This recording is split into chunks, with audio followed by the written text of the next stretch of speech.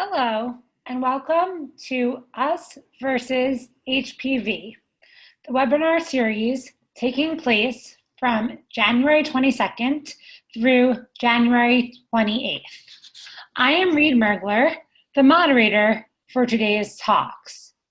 This webinar is hosted by the American Medical Women's Association, the Global Initiative Against HPV and Cervical Cancer, and Indiana University to recognize January as Cervical Cancer Awareness Month. In addition, this webinar is also being hosted to spread awareness about the various diseases caused by the human papillomavirus, or HPV, beyond cervical cancer, and the excellent and effective tools that we currently have to prevent them. Our goal is to raise knowledge through this webinar series and encourage and empower you, the audience, to join us in this campaign. You have a number of ways to access this event: live stream, dial in, and video replay. All webinars are recorded and are free. You can find more information about this series at Us versus HPV at GAIAC.org. That is the GAIAC homepage, or by Googling Us vs HPV. You can also find us at Facebook, Instagram, and our Twitter handle is hashtag Us versus HPV.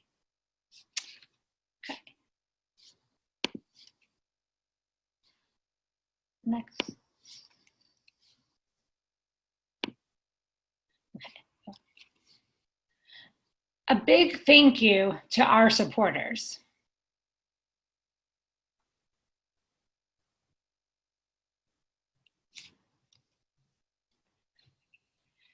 Today's topic heading is HPV and cervical cancer champions.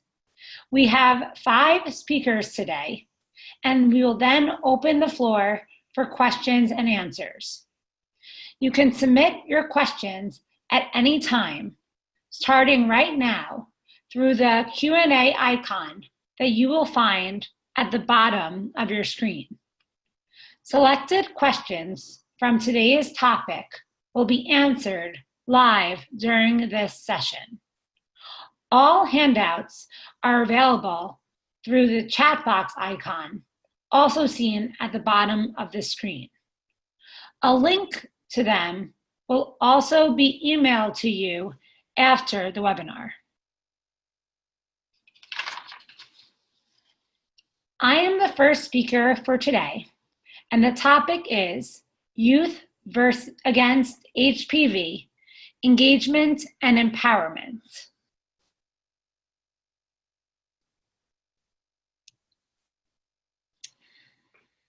As I said, my name is Reed Mergler, and I am a 4th-year medical student at the Albert Einstein College of Medicine. I am aspiring to become an OBGYN, and I am lucky to serve as the team captain for the GAIAC Young Leaders Program. I am also the National Student Secretary for the American Medical Women's Association. And I have been lucky to call Dr. Krishnan my mentor since meeting her at an annual conference in 2016. So you may ask, who are the Young Leaders? We are a student and researcher-run program with supervision by physician members. It serves as a global platform for youth advocates to network and exchange knowledge regarding HPV and cervical cancer. Additionally, we strive for culturally sensitive materials relevant to the populations that we serve. Our goal is to both empower and educate the next generation to play a proactive role in the reduction of HPV-related diseases through vaccination and screening, with a focus in eliminating cervical cancer worldwide. To do so, our leaders are divided into 3 committees. The Outreach Committee launched a campaign with AMWA in 2016 for middle and high school students, and Cassie and I will share what the presentation entails in a few minutes. The Artistic Committee leads creative projects every year to spread awareness as well. And the Scientific Committee ensures that our reference sheet is up to date and that knowledge is widespread for all of our student members. The presentation that we offer through AMWA and GAIAC is called Embracing the Power of Youth. And it goes through a series of slides about cervical cancer and HPV. As shown here, it uses creative diagrams of female anatomy to demonstrate where cancer can present. It also sheds light on how many people are affected by HPV. It emphasizes that 8 out of 10 people will get HPV at some point in their lives. And as we know, it can be spread skin to skin, but is mostly acquired through sexual contact. Additionally, 75% of HPV infections occur between 15 to 25 years of age, and it is important to highlight that HPV is not gender specific and it can affect anyone. The presentation also recognizes on how it can affect the youth and their families using gender-neutral language. Even without having symptoms, anyone can transmit this virus to their partners. As Dr. Krishnan stated previously in her webinar, it is essential to recognize that a very serious consequence is cervical cancer, taking the life of one young woman every 2 minutes in this world. It also supports the statistic that most HPV clears up on its own, but about 10% persists and may cause disease.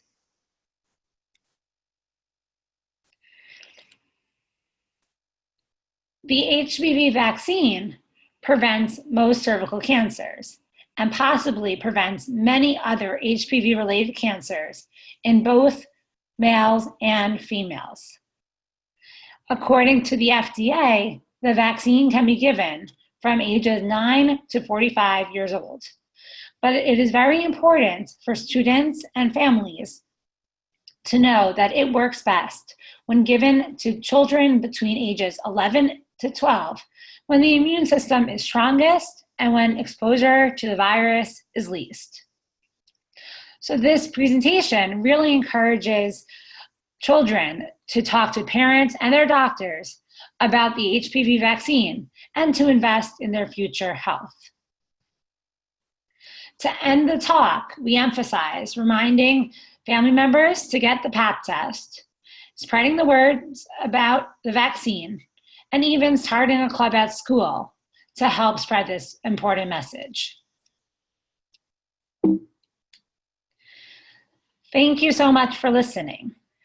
Our next speaker is Cassie Jones, a medical aesthetician and the GAIAC Outreach Committee leader, who will explain the game she created as part of the outreach campaign. Hello, thank you very much for having me. My name is Cassie Jones. I am a medical esthetician in New York. I work with young adults struggling to manage skin health with fluctuating hormonal health. To my role as outreach committee leader, I bring a background in education, having served as an AmeriCorps middle school teacher.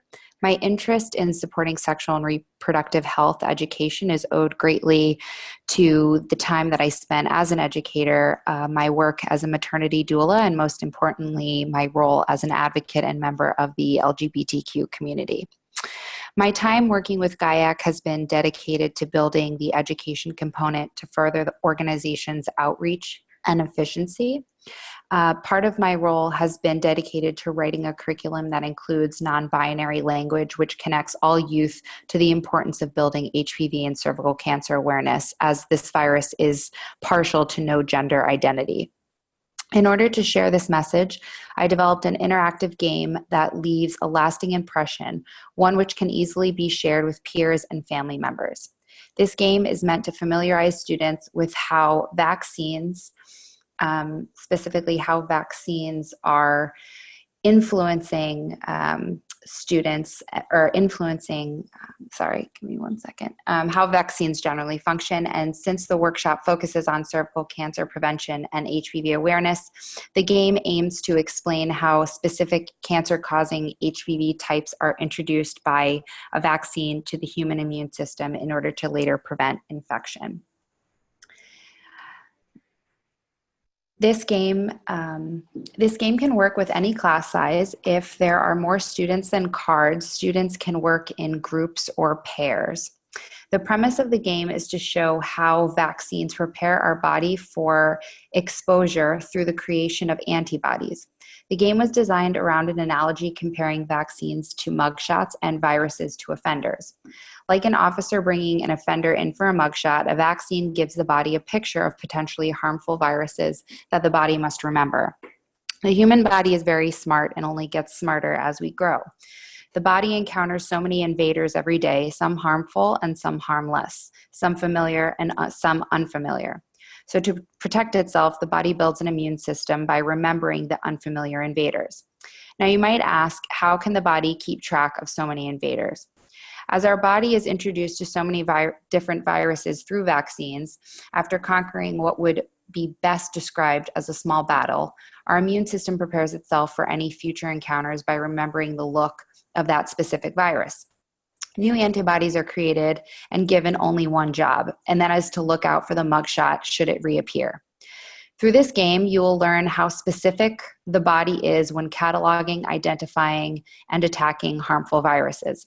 The HPV vaccine prevents most cervical cancers and also shows potential to prevent other HPV-related cancers in both men and women. The vaccine available in the United States targets 9 HPV types, 4 being the most high risk. So the directions of the game, which is to be prepared by the instructor. So through this game, students will understand how specific the body is when cataloging, identifying, and attacking harmful viruses. There are 5 categories. Each will be represented by an illustrated note card, which you can see illustrated on the right. The first, HPV vaccine antibodies, labeled as mugshot. The second, HPV virus infected cells, which we include 4 different strains of HPV that will be focused on in the game. 3, flu vaccine antibodies, which are labeled. 4, the flu virus infected cells, and 5, healthy red blood cells. Since there are 4 HPV types being targeted by the vaccine, this game requires a minimum of 6 student groups. More groups can be added if you choose to add other viruses and healthy cells.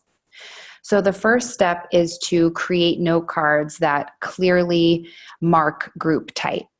So the designed note cards indicate virus and vaccine being mugshot, so that they look identical.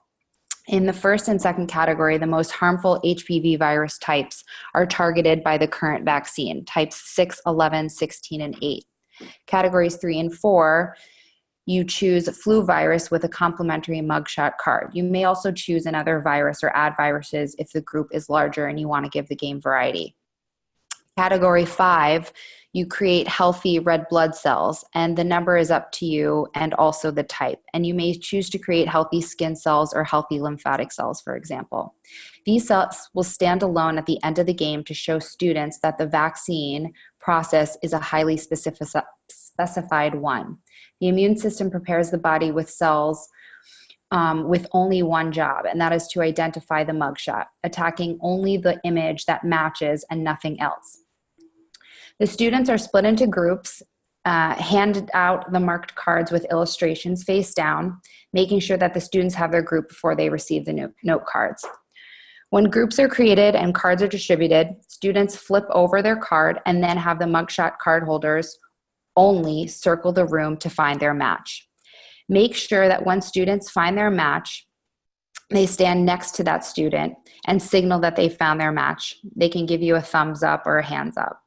When everyone is matched, except for the healthy cells, who should be standing near each other in their own group, have everyone go around and read off the card and have students clarify which role they are playing, either antibody, infected cell, or healthy cell. To close the game, ask students 2 questions. First, why are the healthy red blood cells standing alone? The answer should look like the red blood cells are healthy cells and do not carry any viruses and should not be attacked by the immune system. Immune cells that have been created post-vaccination, also known as antibodies, only look out for and attack the cells which carry the mugshot given by the vaccination. The second question, why are none of the HPV mugshots paired up with the cell infected with the flu virus? The answer should look like, our immune system is a highly specified one, and only the antibodies that recognize the virus as unfamiliar or recognize the virus from previous infection will attack. In other words, if that infection does not match the mugshot carried by our HPV antibodies, they will not attack the flu infection. There are more specific directions on how to play this game in video form, which will be accessible via the GAIAC YouTube. And if you would like the game also received via email, that is possible, and you can let us know toward the end of the presentation. Thank you so much for your time, and I look forward to continuing the fight to end HPV and cervical cancer.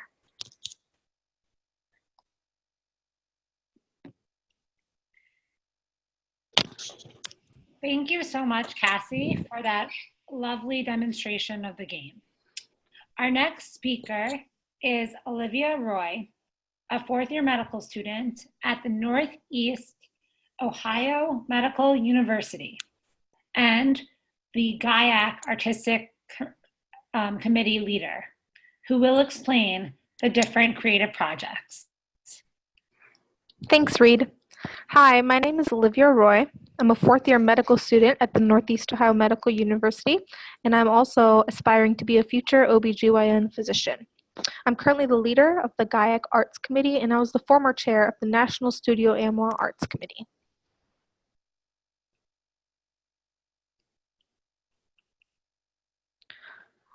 Oh, excuse me, sorry. So, the goal of the Art Committee at GAIAC is to allow survivors and those affected by HPV and cervical cancer to share their stories in an effort to spread awareness about the treatment and prevention of cervical cancer. In the past, we have had the opportunity to work on projects such as To Take On the Unknown, which was a video project that told the stories of women surviving cervical cancer diagnoses and treatments through the traditional Indian dance form known as Kuchipudi.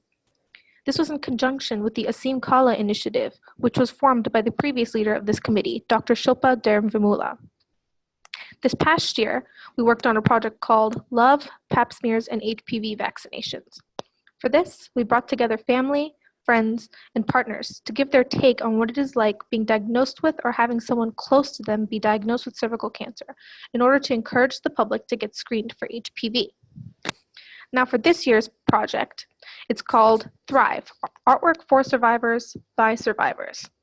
We wanted this project to be something that can be built upon for years to come as we collect and showcase art forms of many kinds to the world that can bring light to the emotional and physical toil that can come with the cancer diagnosis, as well as the love and hope that guide a survivor through it all in order to thrive.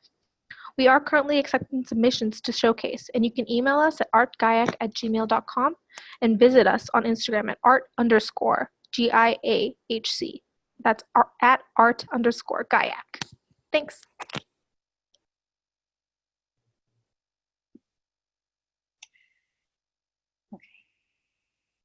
Thank you, Olivia. So now I'm happy to introduce Lynn Barclay as our next speaker. Lynn is the president and CEO of the American Sexual Health Association. She will be speaking on the National Cervical Cancer Coalition, an advocate for cervical health. Thank you, Lynn. Thank you, Reed, and thank you to everybody else. Let me see if my slide advancer is working. Come on, not working.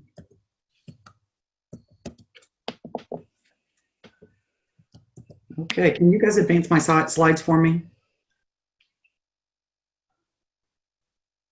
Okay, so the American Sexual Health Association is more than 100 years old. We were founded in 1914, and we were founded to really interpret the science and talk to people around the country about what was going on, because of course in 1914 we didn't talk about things, certainly not what was originally called venereal disease, sexually transmitted diseases, and now sexually transmitted infections, of which HPV is obviously one of them. Next slide. So we've had three names. We were founded as the American Social Hygiene Association, the term of the day. In '59 we became Social Health, apparently the term of the day. And then in 2012, we became American Sexual Health Association. So we now do a broad range of subjects around sexual health, not just limited to disease. Next slide. But an important program of ours is the National Cervical Cancer Coalition. We had been doing HPV awareness for decades, but we were approached about taking on this group, which is really volunteers around the country who advocate and educate people in their community about cervical cancer as well as other HPV diseases. Next slide.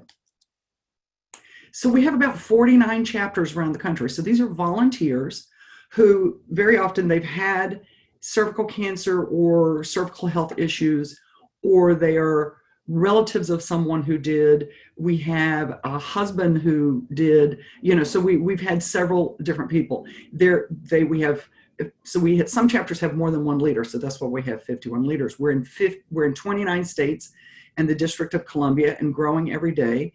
And their role is to do some kind of event. So very often they may be focused on fundraising, jewelry parties, runs, showings, all kinds of things. Or it could be a straight, showing up at a health fair, talking to people about HPV and HPV disease. And then I had the comment that we had our chapter leader conference, but that started a couple of weeks ago. I got my timing all messed up. Next slide.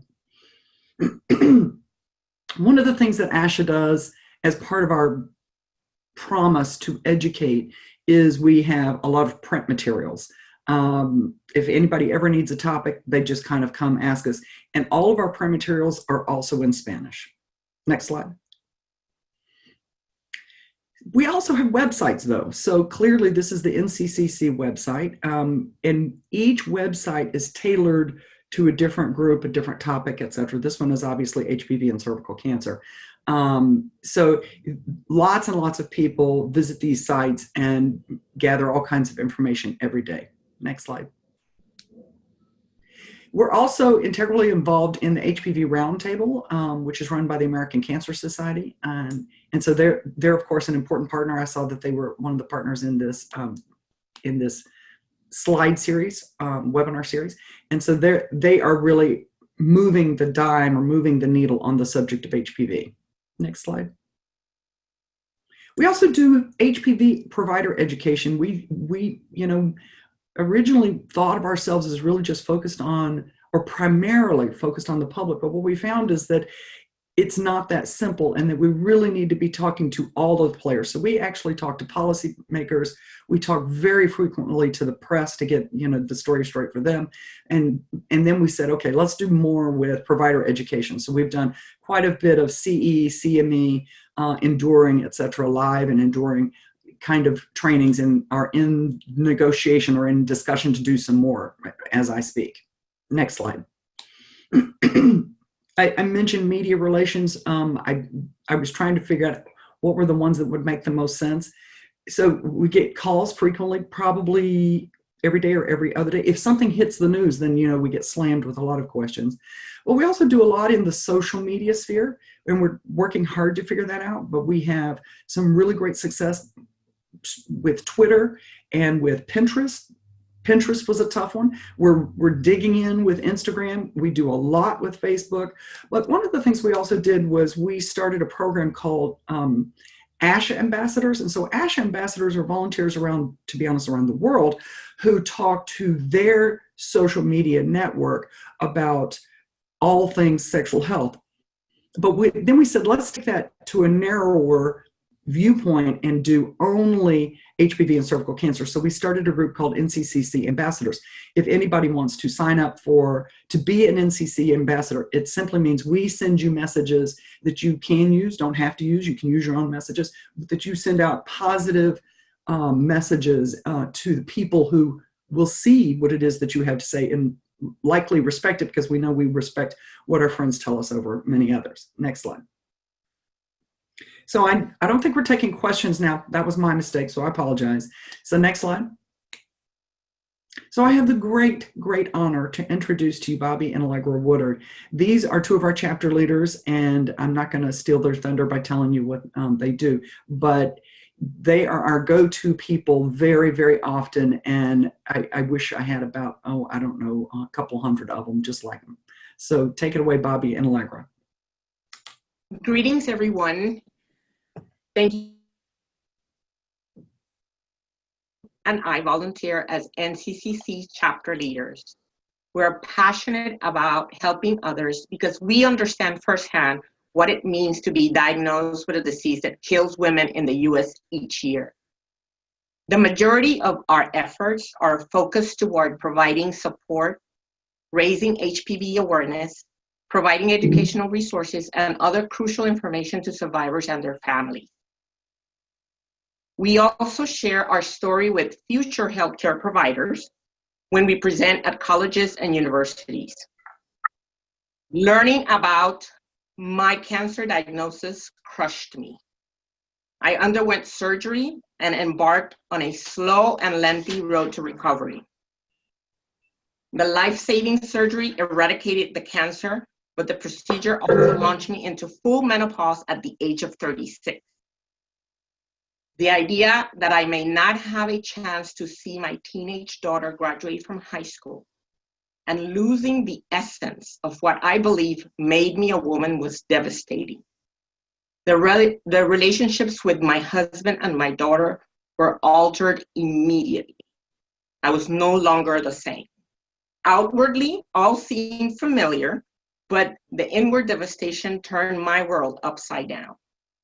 Nothing prepared our family for the immediate and long-lasting effects of a radical hysterectomy and cancer survivorship. Today, I have a sense of empowerment. I am armed with a determination to assist other women, family members, and caregivers to battle the personal issues related to cervical cancer. Our partnership with the National Cervical Cancer Coalition is the perfect combination of knowledge and passion. NCCC has provided us with a space to network with other survivors and contribute to the future of care at a global level. In December of this year, our family prepares to celebrate 20 years of cancer survivorship. Now, Bobby, can you please share your perspective and experience of our journey? Oh, this is Bobby. Let me reiterate, this is our 20th year of Allegra being cancer-free. And I must admit, I'm still learning about how it affected her both mentally and physically.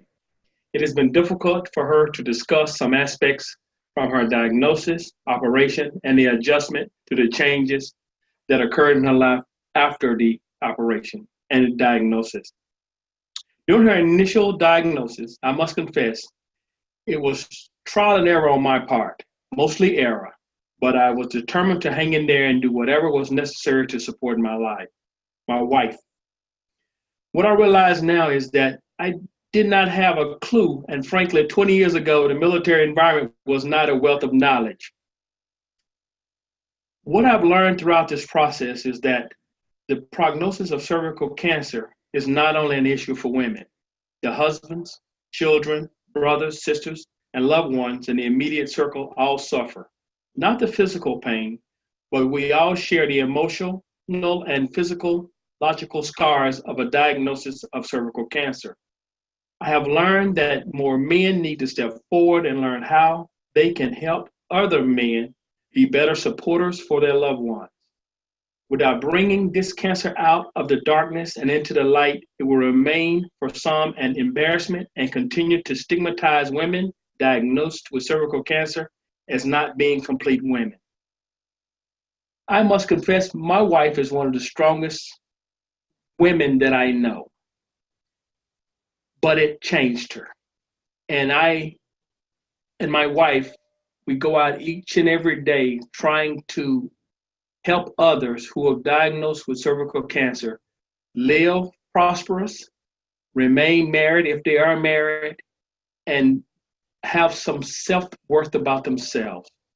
We will continue to do this, and we welcome this opportunity to speak to you all today. Thank you.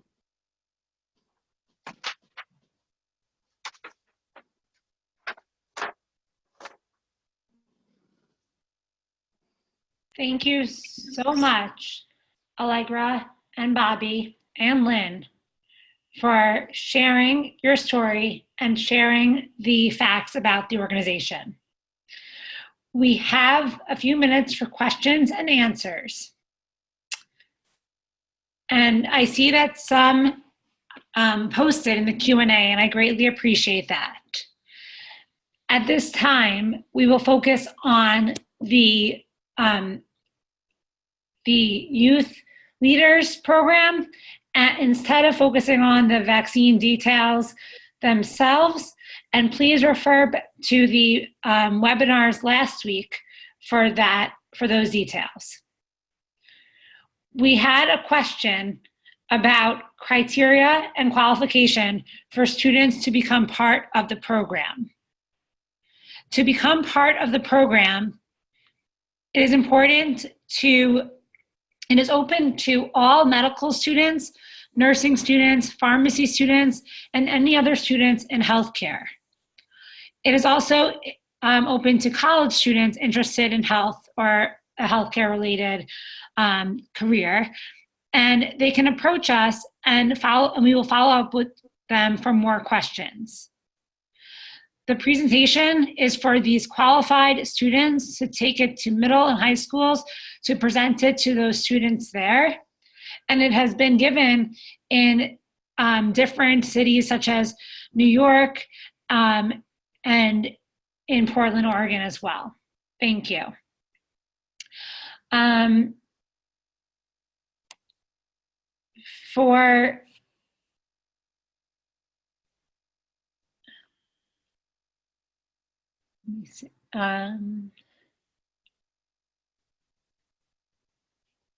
For access to the presentation, there will be a handout from today listed on the Google Drive. But to access the actual presentation we want to give to the middle and high school students, you will have to be in contact with us, and we will give you access once your identification is verified, as well as your level of education. So one question was, and this is geared towards Lynn, are NCC chapters present outside the US? And if so, where? We do have some. We have been very cautious with the international because there's often money involved because they're doing fundraising events, and we want to make sure that there's transparency and we can have a degree of control. So if you go to the nccc-online.org, you'll see where you can sign up to be a chapter leader. And and you can do events without being a chapter leader, though. So there's lots of ways that you can be involved. Okay, thank you. Then another one of our participants said, I'm from the US, but currently based in Australia as a PhD student doing research in cervical cancer screening in low and middle income countries. How can I be more involved in NCCC from afar?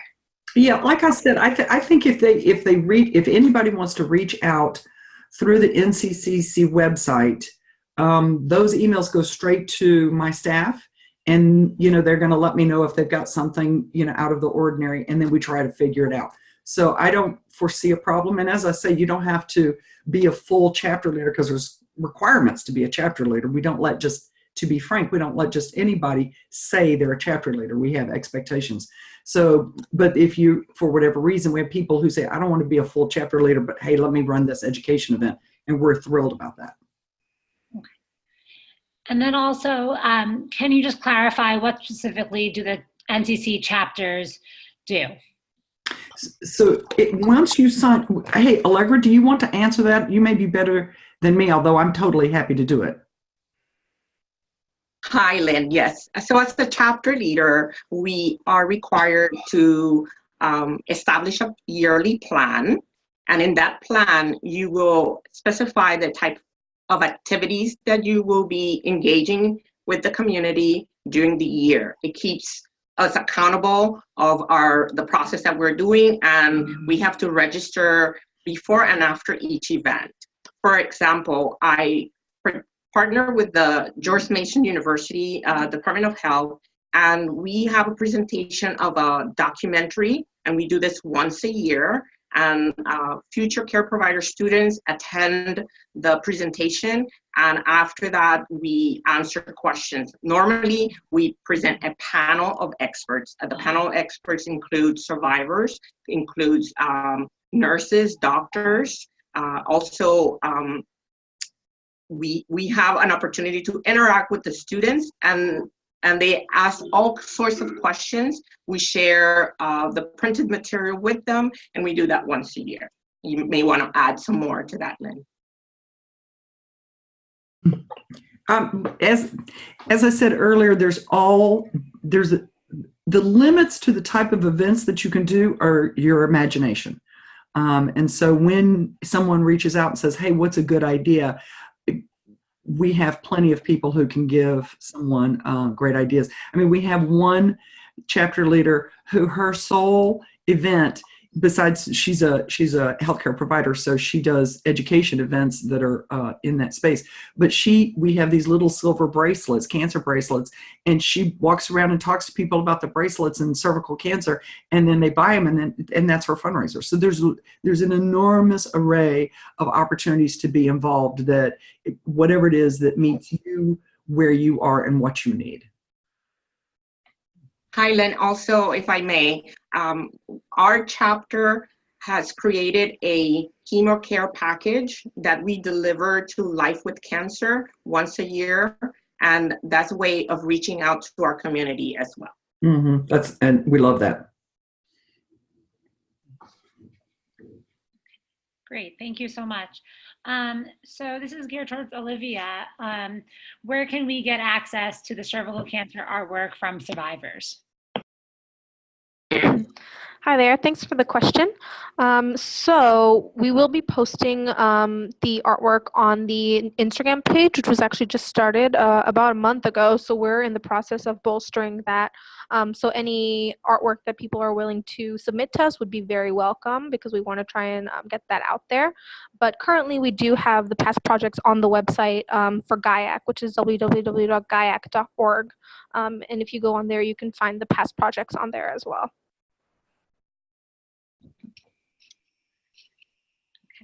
Great, thank you so much. And then some asked about getting the vaccine game, and it would be great if you could just shoot us an email to get those, to get the game. We'd be happy to share it with you. Additionally, for simple instructions for the game and the presentation, those are also totally available. for people who want to share the game with others. And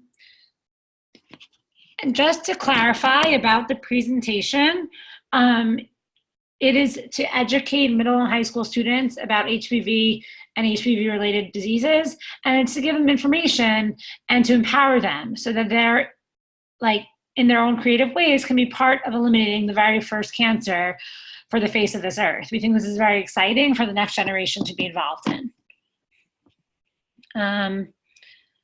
So I think that brings us to the end of our question and answer session. And additionally, that brings us to the final event for our week-long webinar series.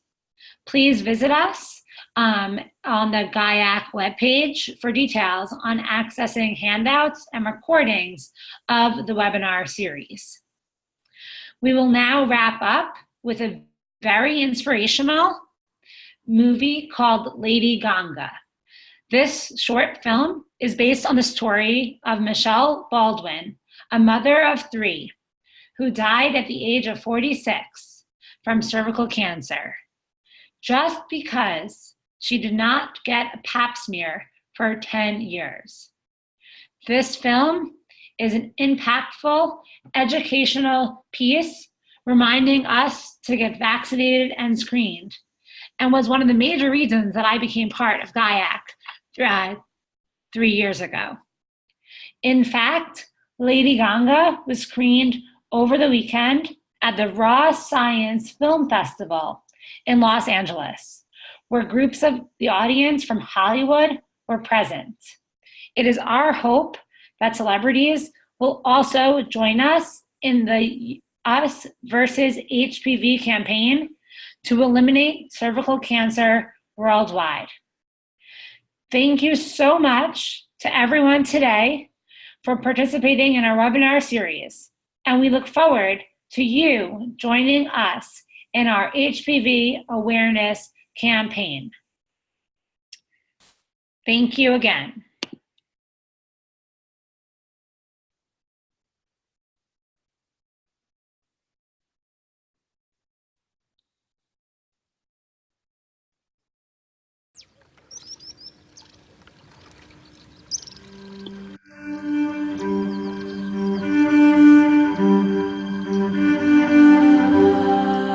This is the story of 2 journeys.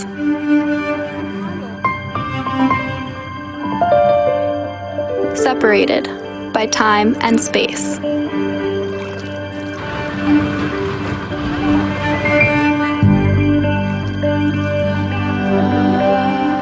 But connected through something even stronger.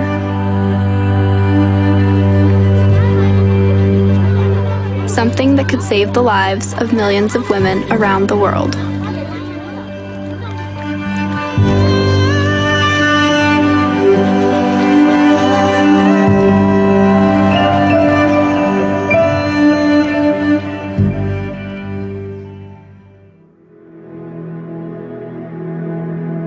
In northern India, high in the Himalayas, a preschool teacher named Niltza begins her day at sunrise.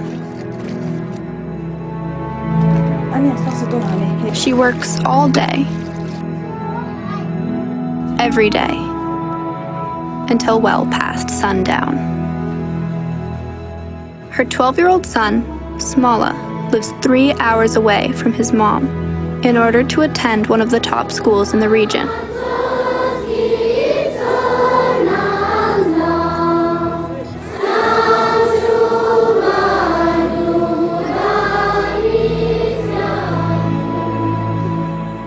For Niltza, the distance is a necessary price to pay for her son to get a proper education. It is sad, but education is very important for children. Computer is an electronic data processing machine which accepts data in raw Smala loves and depends on his mother, who selflessly works every day to support her family, putting their needs and priorities above her own. But neglecting her own health could be devastating. Not just to Niltza, but to her son as well.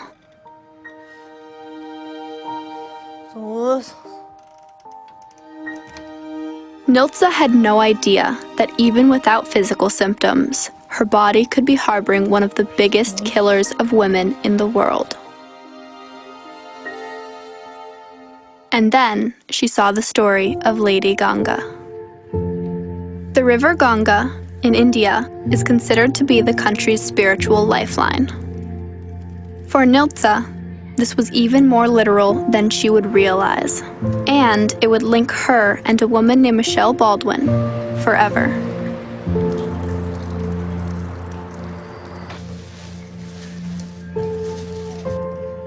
Any pain here?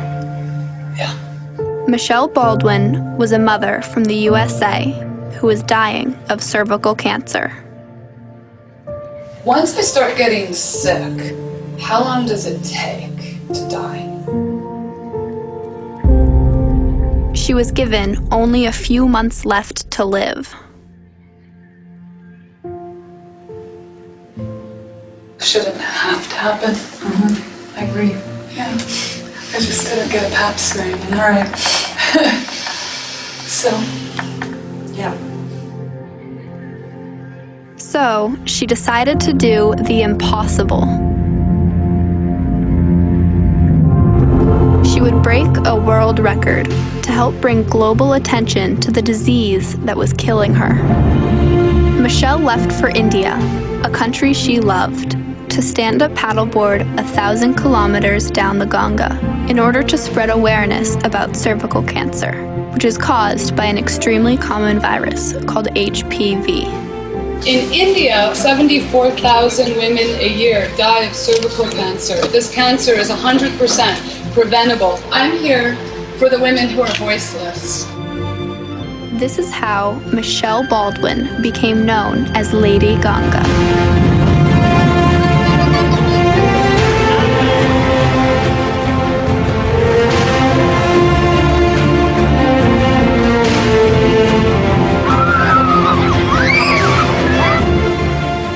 My pain stopped the first day I paddled. With a limited time left to live, the separation from her children was at times unbearable. But they were soon reunited.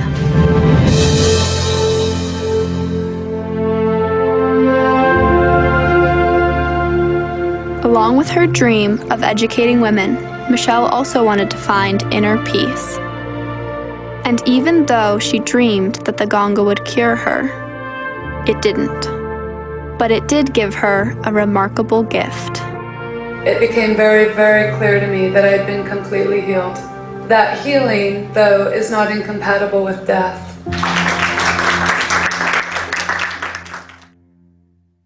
When she returned home from India, her health quickly got worse. I believe in miracles. I want a miracle. Why can't we have a miracle here too? She finally made peace with the fact that she was going to die. This is reality, and all I can do is make my dying change that for others. Which wasn't always easy for her loved ones to accept. Doesn't look like we're going to get a miracle here. I'm angry, you know. I don't know.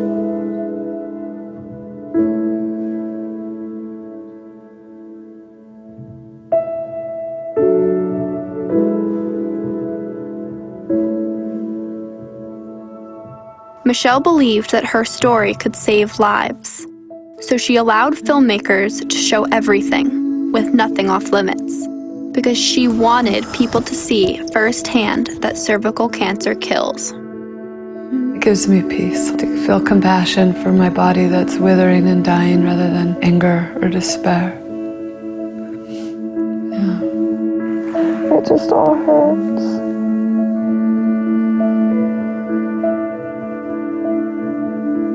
If she saves one person from the pain she's going through, then it'll all be worth it. Her story also happens to be my story. Open for jello, yum! Because Michelle Baldwin was my mother.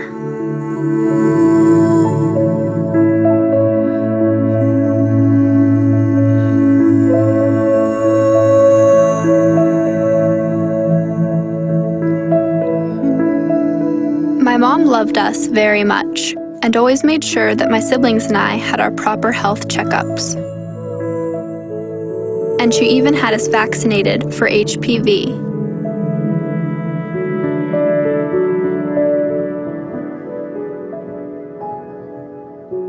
The virus that causes cervical cancer.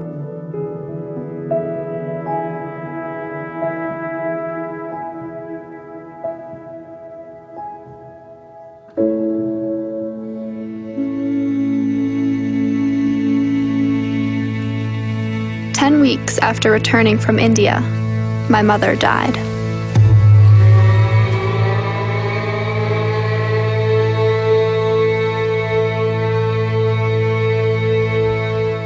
We took her body to the mountains of Colorado, and in the spirit of India, had a traditional open pyre funeral.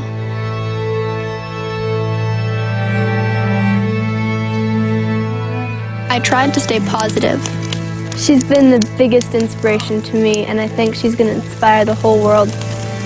But inside, I couldn't help but realize that I would never see my mother again.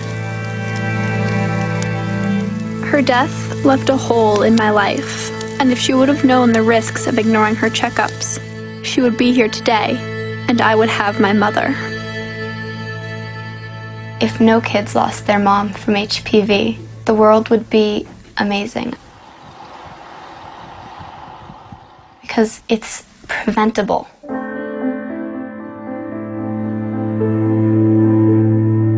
Almost 3 years after her passing, my grandma and I went to India.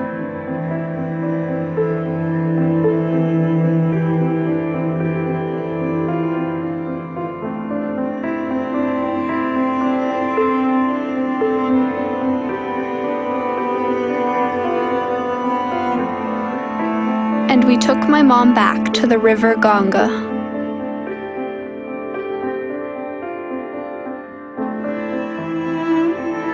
As we returned her ashes to the river, something magical happened.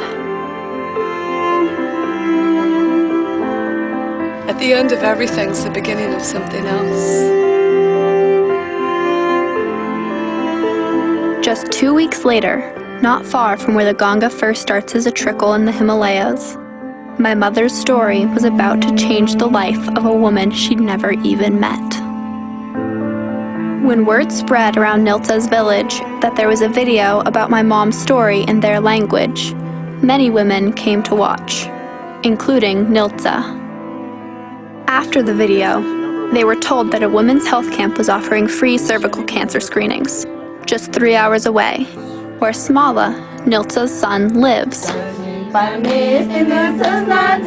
They were so inspired by my mom's story that the morning after, nearly every woman in the village made the trip to the health camp. Niltsa didn't have any symptoms, but she made the journey to get screened anyway.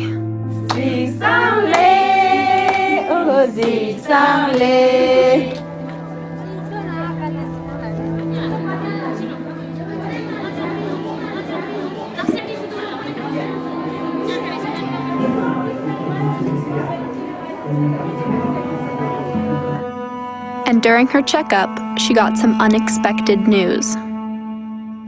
You have a little bit of a change on the cervix, so we're going to do a very simple treatment for you. Yeah, are you okay with that? Okay.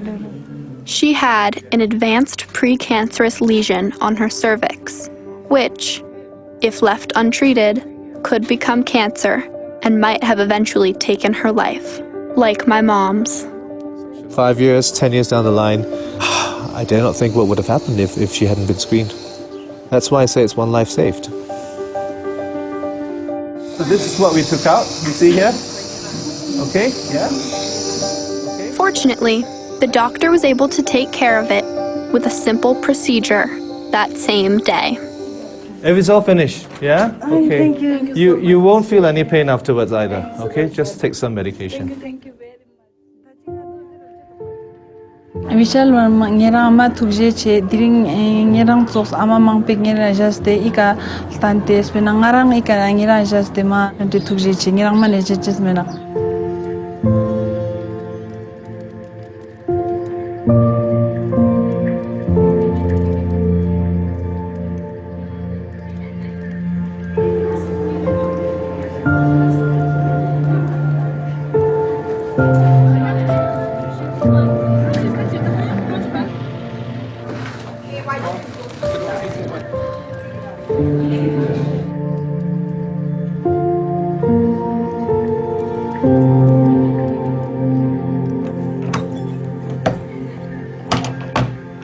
I don't want anyone else to go through what I went through with my mom.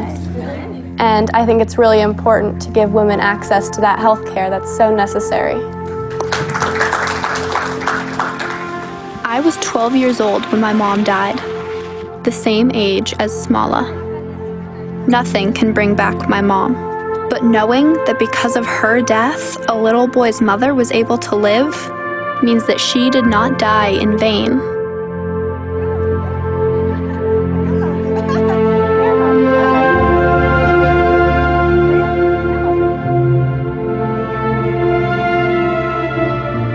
Have your kids vaccinated for HPV. Please don't make the same mistake my mother made. Get screened for cervical cancer. Your children need you.